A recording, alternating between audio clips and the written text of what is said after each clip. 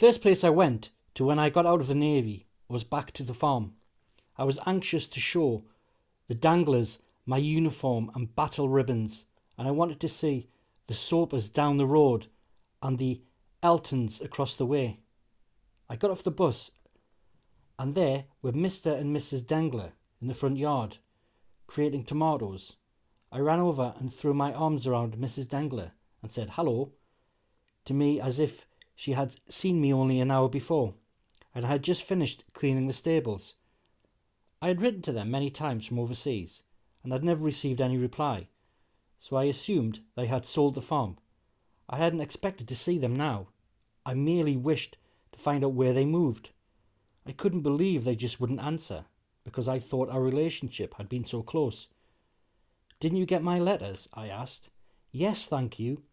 We've been so busy, we haven't even had time to do any canning."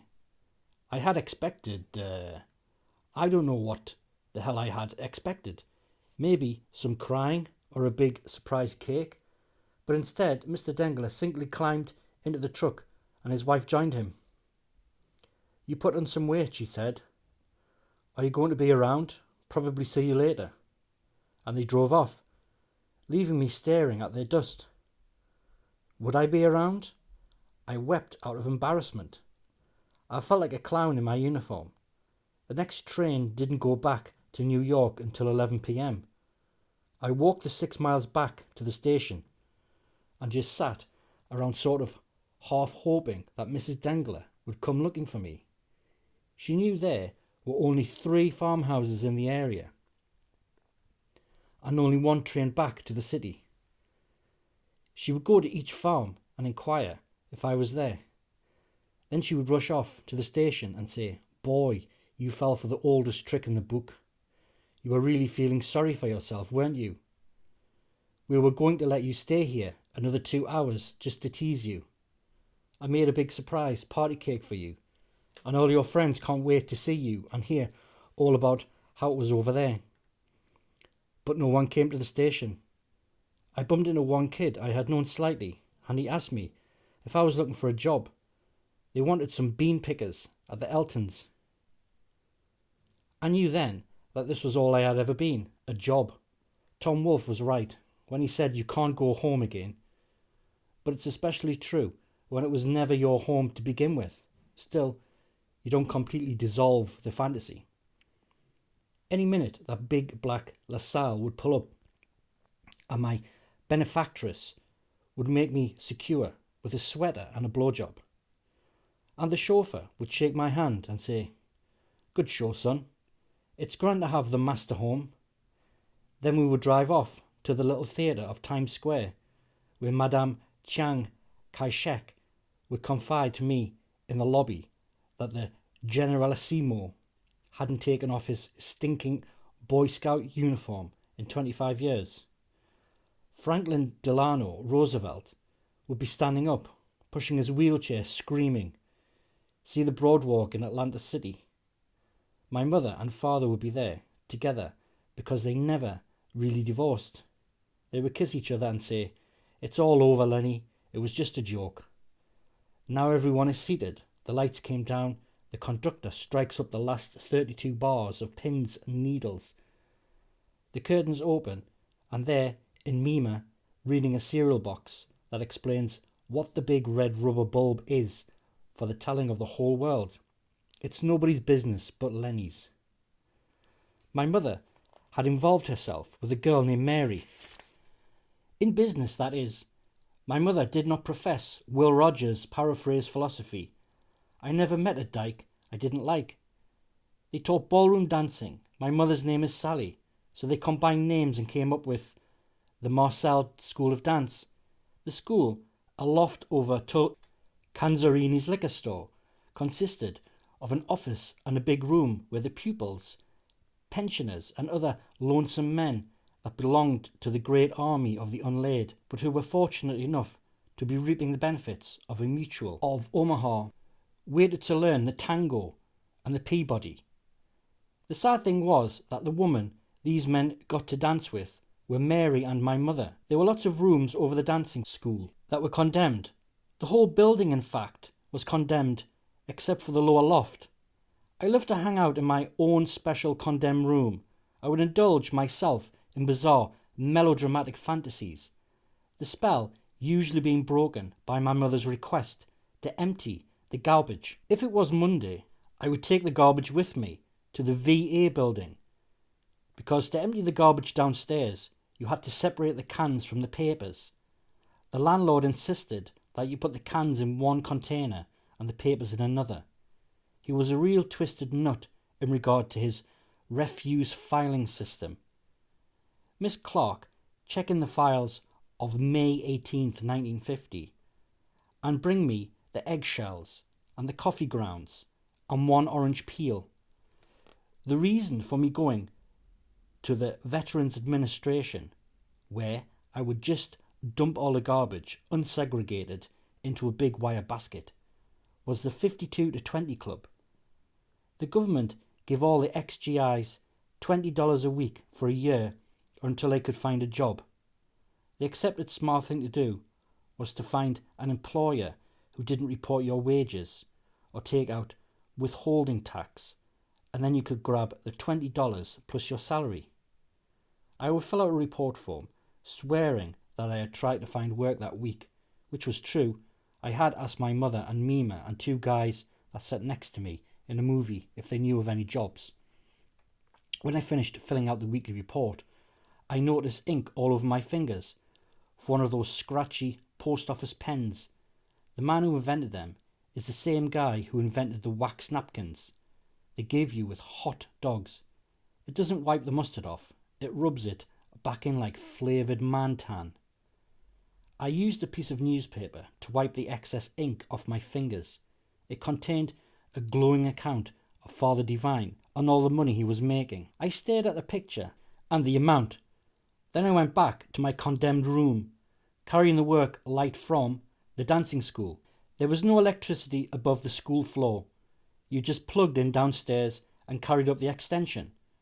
I had my Fred Astaire fantasy, dancing up the steps with the light in one hand.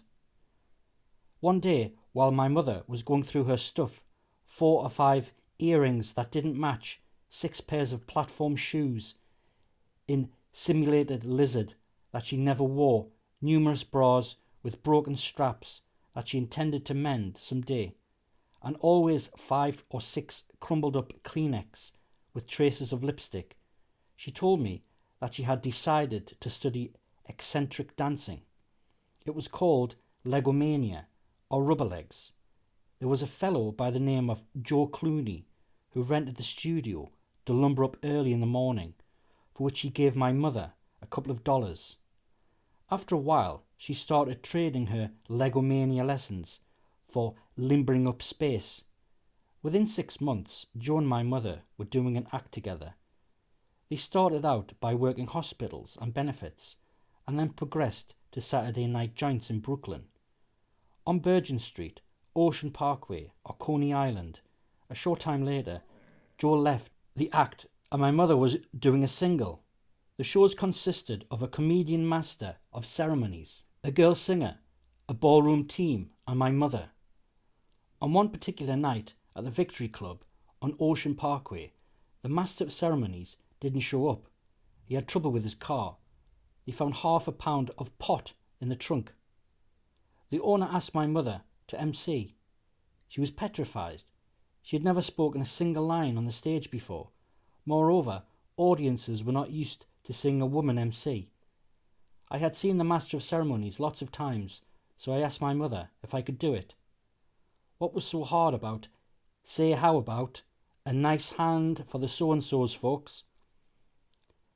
What with a quick meeting with the boss and the law of supply and demand, I was given my entry into the show business. It was about 15 minutes before showtime. I went into the men's room to comb my hair. I pushed my pompadour as high as I could get it and put a little burnt match on the moustache that it was sporting at the time. I was really dap, with my sharp brown suede shoes from A.S. Beck and a one-button roll suit from Buddy. I was a bar mitzvah blue. I had a Billy Eckstein collar, a black knit tie, and a 5-point handkerchief, hand-rolled, made in the Philippines with the sticker still on it. Should I wear my discharge button? No, I'll make it on talent alone. Then I suddenly realised I don't have any makeup. My first show and no makeup. The men's room attendant sign, "My salary is your tips, thank you," had a can of white aftershave talc. I put that on, and in a rush I dropped it and spilled it all over my brown suede shoes. I don't know if you've ever tried to get white talcum off brown suede shoes, but it's worse than trying to use leaves in the woods. The men's room attendant started getting nervous and staring at me. I laughed it off, and excited with my now brown and white blue suede shoes. The band leader, who was going to introduce me, was doing a warm-up and getting laughs, loud laughs. He was using his clarinet in a manner that was beyond mere phallic symbolism. He was swinging it between his legs and singing, "Here's my queer racketeer." The cashier asked, "You nervous? Want a brandy before you go on?" "No, thanks. I don't know what the hell anybody is worrying about. I've emceed a million shows." The ballroom team gave me their cues for applause. Now when I drop one knee, she comes up. Suddenly my feet began to get cold, and I was in the men's room. Throwing up, I was scared to death, and the attendant was flipping it.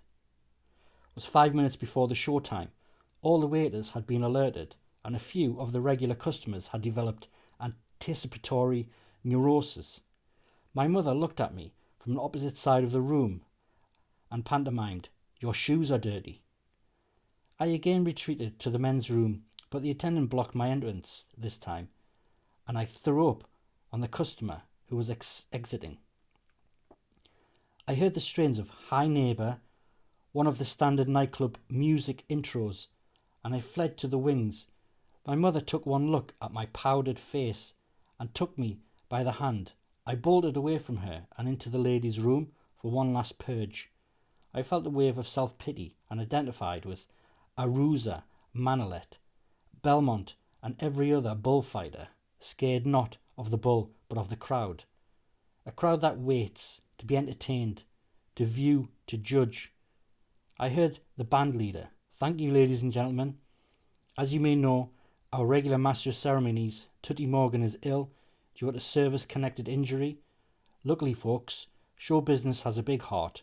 A friend of his, Lenny Marcel, a famous comic of his own right, who was in the Guadalcanal with Tutty Morgan, is here in town to do the Ed Sullivan Show, and when he heard that Tutty was sick, he came right over to fill in. So how about it, folks? Let's hear for it. A great comedian and a great guy, Lenny Marcel." I wiped my mouth with a square sheet of toilet paper that came in the container marked "Only One." I made my grand entrance onto the stage, direct from the ladies' room. Actually, my function was quite simple. I was going out there and I was merely to say "Good evening," do a few straight lines and introduce the girl singer. But they did a band leader have to say I was a great comedian, and all the dishonest stuff about the Ed Sullivan Show. Now they were all waiting for a great comedian. But he also said I was a great guy. Maybe, I hope that was more important to the audience, my being a great guy stuff. Maybe I could be my mother, go out and say, "He's really a great guy," and everybody would believe her, because a mother knows her son better than anyone. I saw a strange, silver, rather grotesque-looking ball in front of my nose. It was a microphone. I was on stage. "Good evening, ladies and gentlemen. Bring on the broads. Cut me short. Oh my God, a heckler." The angry request came from one of two guys standing near the bar. With them were two learner-clad ladies with the let-out hems, brown and white spectator pumps, and a whoopee socks, cloth coats, and a silver fox collars that were a little too tight, and the final unique touch, lipstick, on their teeth. It shocked me into reality. I looked at my mother and saw a helpless smile, her son, her baby, that she nursed through chickenpox, working as a maid to sustain the both of us, Her child was in trouble and she couldn't help him.